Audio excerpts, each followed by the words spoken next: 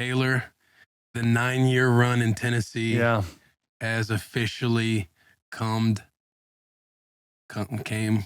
I finished coming. You just got the news like an hour or two ago. Yeah, but I mean, do we talk inside ball? It happened an hour or two ago. It happened an hour ago. How long have you known? Well, we've known that it's going to happen this week since Cabo. Yeah. And which way? That was a nice moment we shared too. That was a nice moment. That was like some good tears.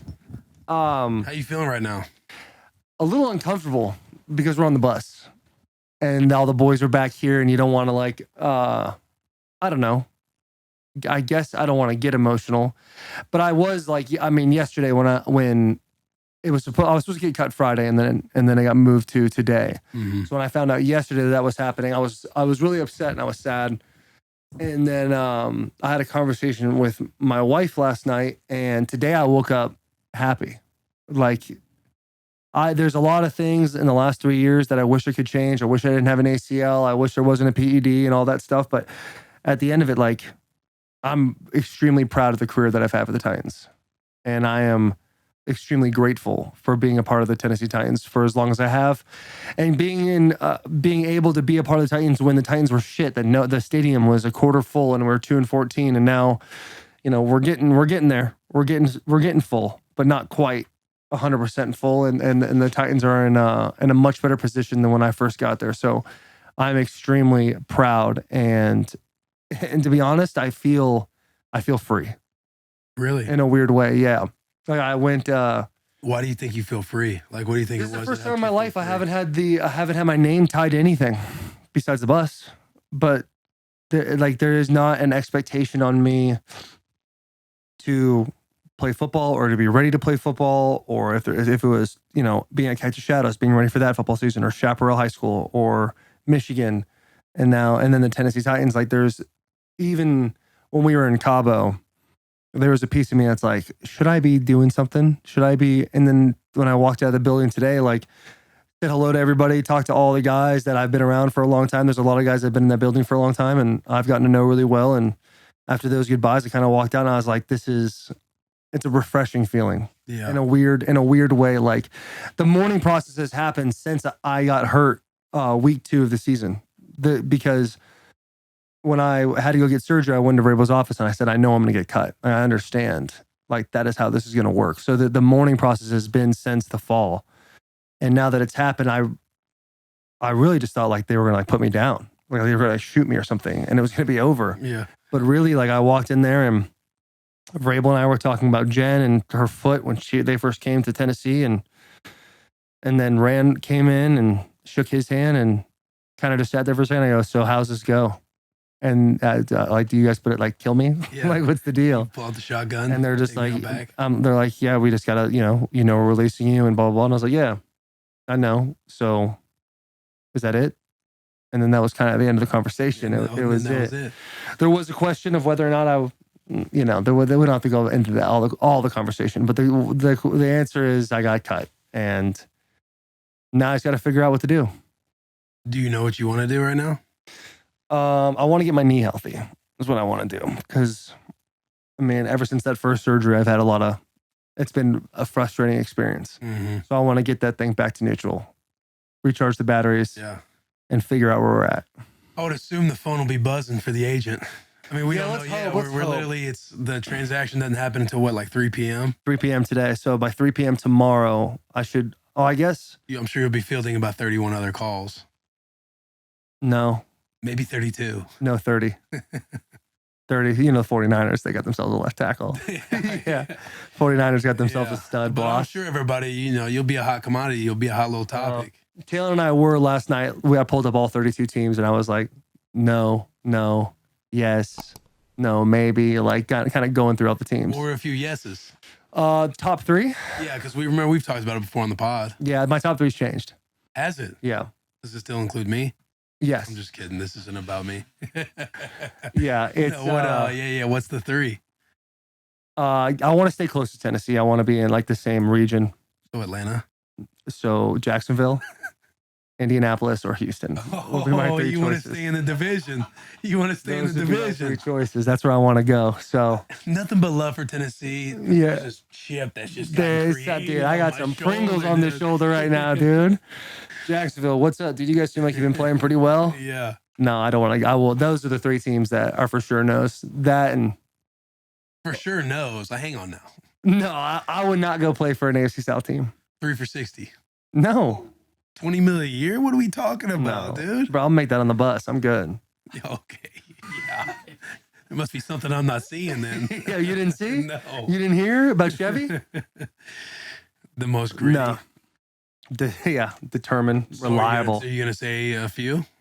No, I'm not going to say a few. No, I'm not going to say a few right now. We played the game before on here. You talk off. I don't want to. I don't want on the bus before. I'll tell the boys. I don't want to tell these tears. I'm sorry. I can't let them know everything. But what I'm saying is we've told How about you say a team and I'll say yes or no? Because I don't want to. Atlanta. No.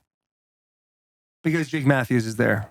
I respect Jake Matthews. I think his contract's come to an end. Yes, Atlanta. Man, let's just play around here. I'm trying to think of these teams without left tackles. Steelers. Yeah. I was going to do a whole thing with Jersey Jerry, but. Eagles. No. Yes. Vegas. Yes. No. Ooh, AZ. No. They just seem like, yes, the Saints. So, potential winners. I know the Bengals need a left tackle. Bengals. I know the Bengals need a left tackle. Bengals, Cincinnati. I know the Bengals need a left tackle. So I'll put some weight on for the boys. A little bit. You still things bouncing in there? That's a good amount of teams. But I don't want to turn this into like, where am I going to go play next? Like, let's give fucking. Leave that up to me. Let's the body. Yeah, you can do that. Leave that up to me. Let the body get cold with the Titans fans first, dude. But it's been an amazing 9 years, and I do appreciate you guys so much. When you look amazing. back, what are some of the fondest memories outside of finding your best friend? The Pro Bowls.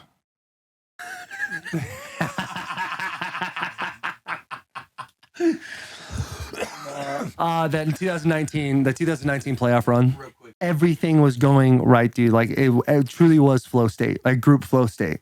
Group too, like like everybody was just in it. Like everyone was when we got back after we didn't even make the playoffs, and you had all the boys. Like everybody basically came over every day down in the basement to do NAD and all the fun stuff. With all the boys, like all the hogs were getting ready. Like, we gotta get Derek because you guys were rolling. Like the running game was just it was fucking going crazy, bro. Now we really believed we were gonna beat Kansas City every single time we played them. It was so weird because they were so good. Yeah, but we always like beat them. Except for like that game last year, the year before. No, but it seemed like that. Playing Jacksonville at home, Derek would always go for like 230. Like Derek's 90-yard run. Just like us, we called that too. Like we literally sat there in the huddle and a QB sneak checked with 13 duo is the play. It's a gap scheme play. And he checked it. But before the play, I was like, dude, what if we go for 99 yards on one play? And then Derek fucking did it. It was like the coolest thing ever. 4 stiff arms later. Yeah, it was so sick. So I don't know, dude. It was awesome. Being around the boys. We had the best locker room. We had the best O-line locker room in the league. And I've only been in one place, but people would leave and come back. People would leave and like call us and be like, damn, you guys really have the best room. Guys would come here and be like, I've been to 5 other rooms and it's not like this. Like that was awesome. And I might be wrong, but I think they're cutting Ben Jones today too. So that locker room's done. Yeah, definitely. You got established offensive line. Yeah, you still got Ruse and Corey and Dylan. Those guys are going to do a good job of like keeping the vibes of the room together and stuff like that. But yeah, it's just different.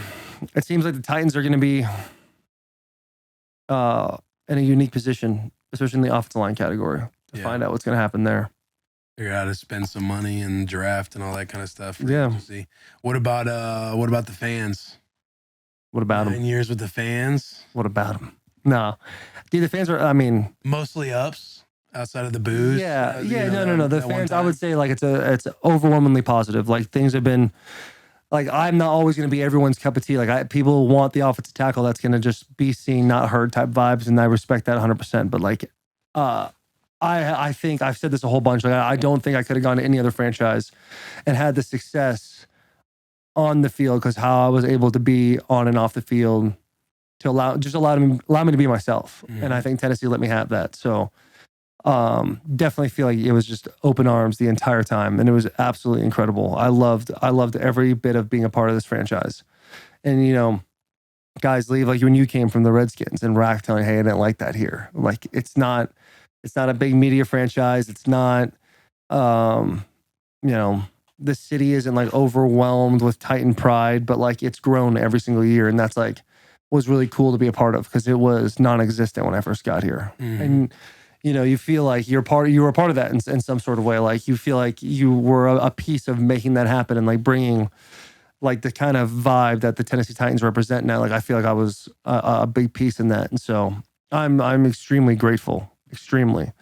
But and in a weird way, like I feel really happy right now. I'm just happy that I was in a relationship and I left that relationship better than the way I found it. And that is, I think, the most important thing is that I put something, I was brought somewhere to do a task, and I did my task well enough to where it helped change a franchise. And that is something that I'm extremely proud of.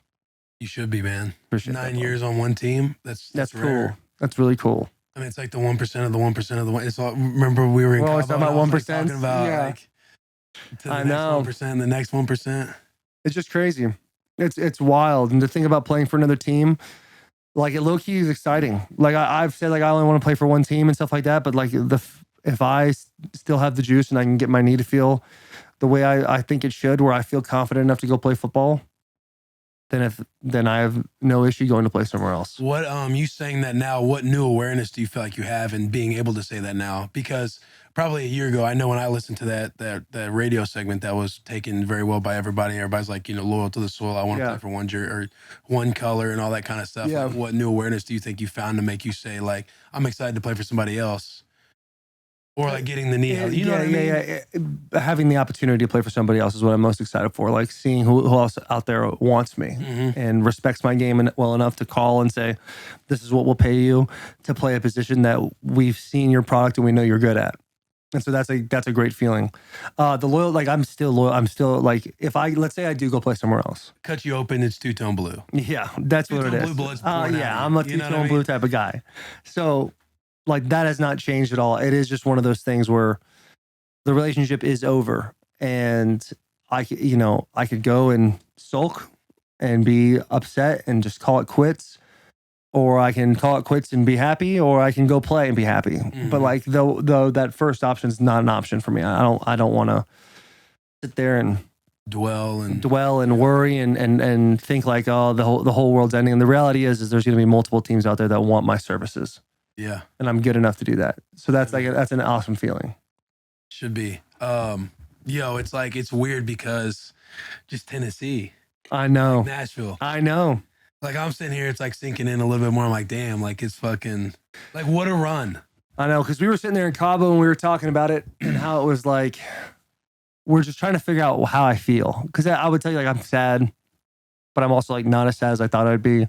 Yeah. And like all these other things. And it's like, yeah, I'm bummed out. It's over, but like I've mourned it and it's just done. And so like, instead of like, it's the cliche line of like, smile because it happened, don't cry because it's over type thing. Yeah. And it's like, I'm extremely grateful. Extremely grateful. It's like the analogy too, like when change happens, like anxiety builds and you don't necessarily know where it is. It's like, you know, the analogy of the lights being off and you're trying to like find your way. But once the lights come on, you see everything that happened. You're like, okay, it's not near as bad as I was thinking it was going to be. Right. Like this has allowed me to zoom out even further. Like when you get hurt, like you're able to zoom out and kind of see the team more as a whole, except for like your own individual self, or if you're even able to, the whole entire group you're playing with. When you get hurt, you can see the whole team. And now I can see kind of everything's just more clear. And I never once was like, oh no, the Titans love me so much, they're not going to cut me. Like we've understood that for a long, long time. But you can't love the franchise because the franchise is going to fuck you eventually. Yeah, I can't love someone that doesn't love you back. Right. That's for the game, obviously. That's for the game. You, but I will always love the Tennessee Titan franchise, and I always like be so grateful. But I don't know. I don't know if I'm going to play or not. I just know that I'm excited to like see the opportunities I would have if I were to play healthy and get my knee healthy.